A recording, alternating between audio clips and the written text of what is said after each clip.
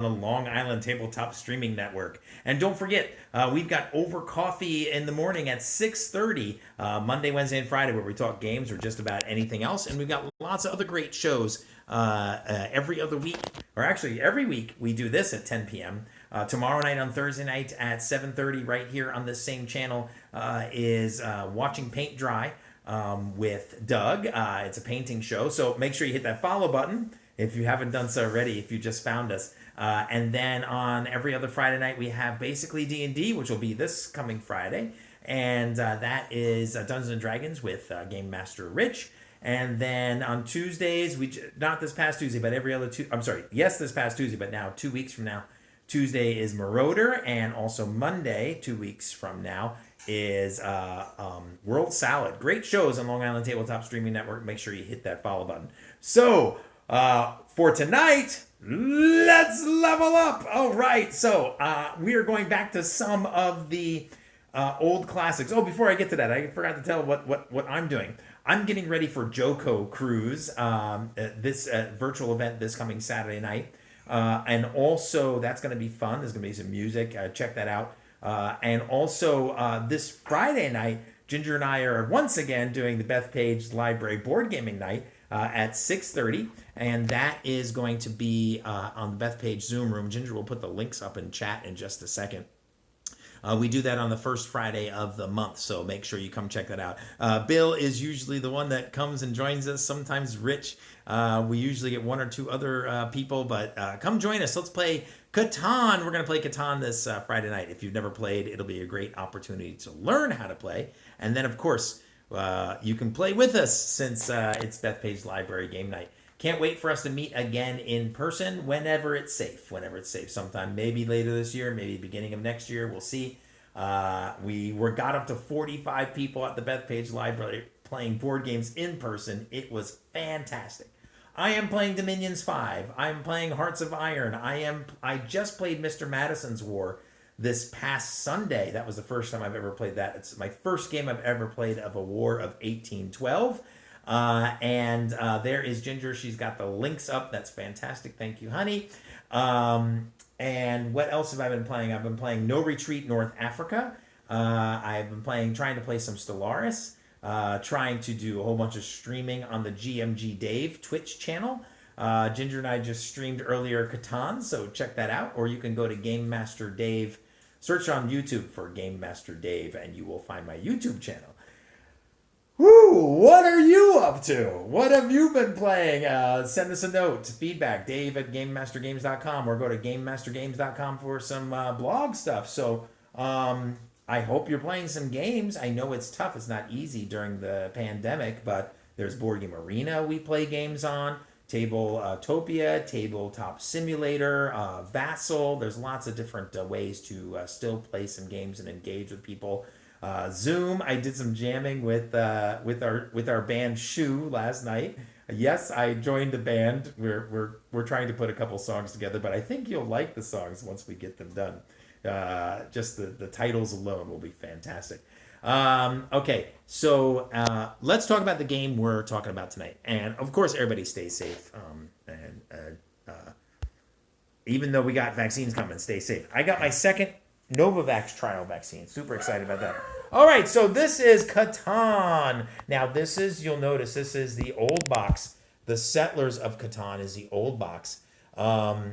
So they rebranded the name. Hey, it's our number one fan. He says he's Long Island Giants fan, but no. He is Game Master Dave and Game Master Ginger's number one fan. Hey, Bill, thanks for joining us tonight. Settlers of Catan got renamed just Catan, just so you know. So this is one of the older games, but no matter what version you have, they all work exactly the same. So Catan is rated on BoardGameGeek.com as 7.2. Yes, he says that's right, Bill. You are our greatest fan. Anything over 6.5 usually, as Ginger and I like to say, is absolutely fantastic. It came out in 1995, so we like to call this one of the new classics. Look at this overall rating out of 100,000 plus games on BoardGameGeek.com. It's rated number 395. strategy 373, and family, I was very interested to see 112. That's really good. It's 3 to 4 players. Ginger and I did play just 2 players, and it does have some issues with 2 players. Ages 10 plus, 60 to 120 minutes. We just played for about an hour and 15. Weight is not that. Weight, actually, I'm surprised, is 2.32. But here is I'll tell you in a little bit why the reason of the weight is 2.32. Because there is some really in-depth strategy for a very easy game to play. Designer is Klaus Teuber.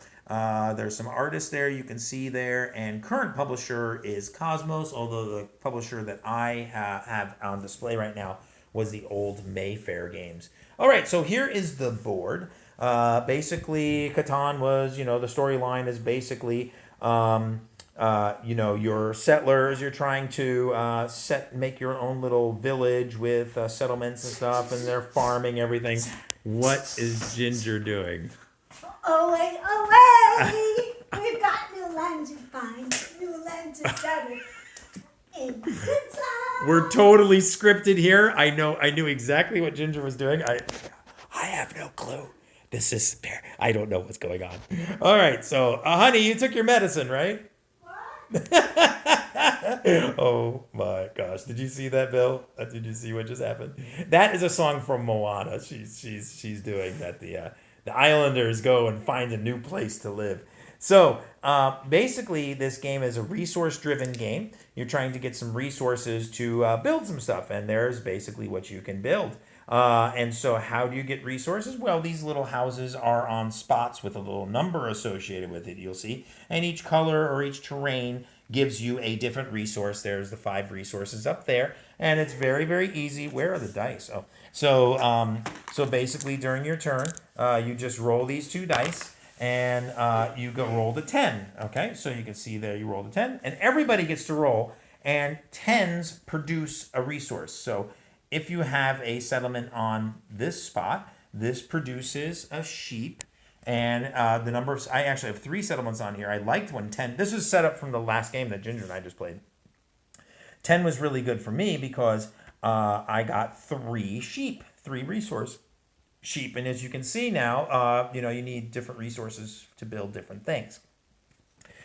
Ginger really liked 9 getting rolled because then she would get a sheep here, but she also had a settlement up here, so she would get a wheat. So she'd get a sheep and a wheat every time 9 was rolled.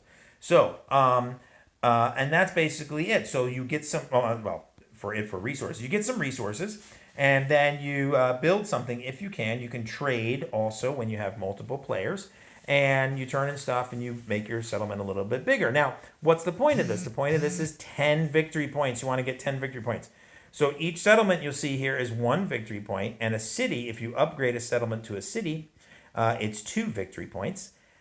And then you can get victory points by getting these 2 things. The longest continuous road. I had this card because, look, I've got 1, 2, 3, 4, 5, 6, 7, 8. I had 8. Ginger only had, she was red. 1, 2, 3, 4. So I had the longest road, and the longest road is worth 2 victory points.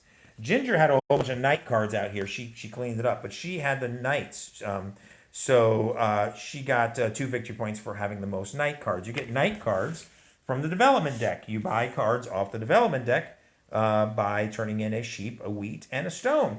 The development deck has all different kinds of cool stuff. So in this case, it had some victory points, and that's how I won the game. I had these hidden, and when I got 8 victory points showing on the board, 1, 2, 3, 4, 5, 6, I had the longest road, 7, 8, and then as soon as I bought this development card, I flipped it over, actually the following turn, and 9, 10. 10 victory points, and I won. So that's how that basically works. So you're trying to get 10 victory points. You roll the dice. You get some. Oh, whoa! What did I forgot about something. Uh-oh! The robber. So, as you know, anybody that's studied mathematics or probabilities or has played a lot of games knows that with 2 dice, or even, I guess, craps. I guess if you play a lot of craps, 2 dice, the most common number to come up is 7. So you'll notice here that there's some spots that have red numbers. Those are the second most common numbers to come up, but you don't see any 7s on this board at all because If you rolled a 7, oh, I just rolled it, but it's by chance. What are the chances of that? Hey, I think it's 16% chance. If you rolled a 7, you get to move the robber. So what I would do is when I had the robber, I would move it to a territory that Ginger has. And now I could steal a card from either white or red. Ginger was red, so I stole a card from Ginger. And then this doesn't produce if 6 is rolled. So there's some really neat strategies with that. And the robber ended up being down here like all the time. I had this so set up to get 3 wood every time that a 6 was rolled. But Ginger had the robber down here using all of her night cards. It was really frustrating and fun. Check out that video. It's a little long, but check it out. It could be a lot of fun. So what did Bill say here? I forgot about the library and other developments. Yeah, shows how long it's been since I played, right? Yes, that robber can really screw somebody up. Now, this was the base game setup. I set it up, the base game. So this is like a game overview on the back of the rules. They're going to have like what they suggest you start out playing to learn to play. So I set this up. Look, you can see that it's set up exactly the same, right? May not be able to see exactly, but you can see that all the numbers are set, all the ports, you have ports that you can do better trades at. Not really here to explain the whole game. But the reason why this game is got a 2.32 weight, which is pretty heavy for a very simple game of rolling the dice, collecting resources, and building something, and getting a victory point or two, is because this game can actually be amazingly strategic and very competitive. And the reason why I say that is this is the beginner setup, but these tiles come out. Like you get a pile of these, and you can randomize. You basically turn them over, shuffle them all up, and then you put them all out, and then you flip them over, and it could be completely a random board. So every game can be massively different depending on what is where. All the brick tiles could be next to each other, could be adjacent, things like that. Then you randomize these. You flip them all over, you shuffle them up, you put one in each territory, and then you flip them over. So now you might have all the reds, which are really good ones, like totally surround, like on all the bricks or all the woods or all the sheep.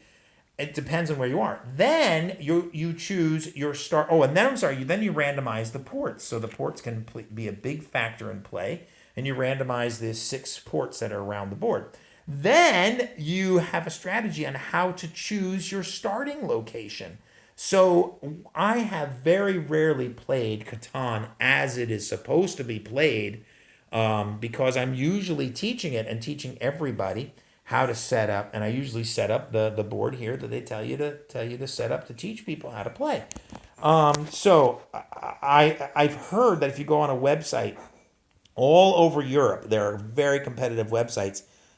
This is a very competitive game, and so if you go on a website and you don't have much experience with Catan, they're gonna rip you to shreds in general. But if you really like some strategy games that a lot of people know all over the world, this would be an excellent choice. So there it is, Catan, our brief overview. Come Friday night at the Bethpage Library to come check it out, and also, what I was going to say. I can't remember. Okay, so with that said, here's our little shout outs. There's our phone number. You can reach us from there. My email, Facebook page, 3 stores on Long Island, New York that we like to support: Cosmic Comics and Games, Legendary Realms in Lindenhurst, and Main Street Board Game Cafe. Okay, cool. So Bill wrote something here. I would always try to grab a port and get the easy rolls. Not sure if it's always the best strategy. That's an interesting point, Bill, because you're right. Maybe, there's a lot of different strategies. Do you get these really cool ports? Look, for any time during the game, you can turn in 4 resources to get 1 of something else. But the ports reduce that amount. So here you can turn in 2 brick to get 1 resource of anything. Here you can turn in 2 wood to get 1 resource of anything. Here it lowers it to 3 to 1 instead of 4 to 1. So, but in order to access this, you have to build a settlement on either this side or this side. I didn't explain all the rules, of course. These are just overviews on my Wednesday night show. If you have any questions, send me an email. If you got any comments, questions, concerns, suggestions, I'd love to hear from you. Dave at GameMasterGames.com. All right, cool. I've also got a semi-daily blog at GameMasterGames.com, and Ginger is starting to book weddings again, in-person weddings. She was able to do some Zoom weddings. I don't know if she actually booked any Zoom weddings, but all the in-person weddings basically stopped. She runs a wedding officiant business, and so, but people are starting to call now for setting stuff up in May, August, October, and even next year. So super cool. Check us out Monday morning. I talked about it at the beginning of the show, 6:30, while you're getting ready for work. You can listen to us on Over Coffee. There's my YouTube channel. You can check out all these videos. They will show up there. There is my Patreon page, Twitter account, Instagram, Twitch, and Board Game Geek. And also, this is Long Island Tabletop Twitch. So that's where you can find the Over Coffee show. Actually, that's the network you're watching this on initially, unless you're watching this later on my YouTube channel. All right, so thanks so much for joining us once again for another Game Master Dave live show. And I think I wrote Game Master Dave Plays in the title instead of Game Master Dave Live Show.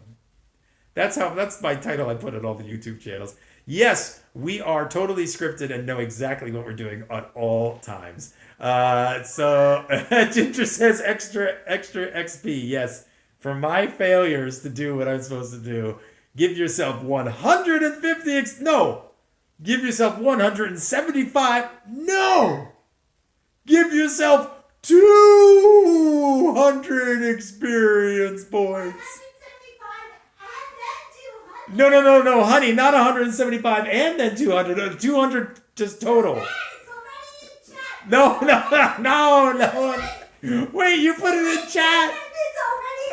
We're gonna break the bank on experience points. That's right. Hey, Bill, it's in chat. That means he can't take it back. Oh no! Oh, one of these days we'll figure out what we're gonna do with these experience points. Bill, you are definitely the winner. You know, Rich had you coming. Rich was on watching almost every show, Bill, but you definitely have like blown him out of the water now. I think you're up to like 10,000 experience points or something. I don't know. Are you keeping track? I don't know. But thanks for joining us. Really appreciate it. Hope you have a great rest of your week and weekend. Play some games. Board Game Arena, that's where I am. You can find me on Board Game Arena. I think GMG Dave, if I'm not mistaken, or Game Master Dave, probably. I don't know if I have time to play a whole bunch of games, but yes, Bill says he's leveling up tonight. Yep, you're leveling up.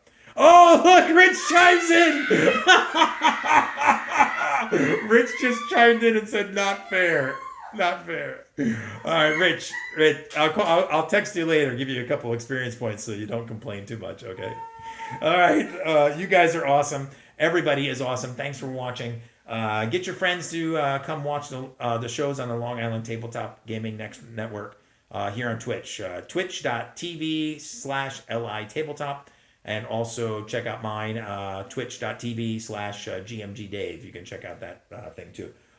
Have a great night, and until we meet again across the gaming table, which should happen sometime within the next 13 months, keep your dice dry and your settlement, your settlements ready, or your sheep, wheat, brick, stone, and wood ready. Isn't that sad? I had to go look over there. I didn't have that memorized. And what's going to be strong? I think what's going to be strong is your night cards. Ginger had a lot of strong night cards. Your night's strong. Have a great night. Don't forget to check out Catan on Friday night. Take care, everybody.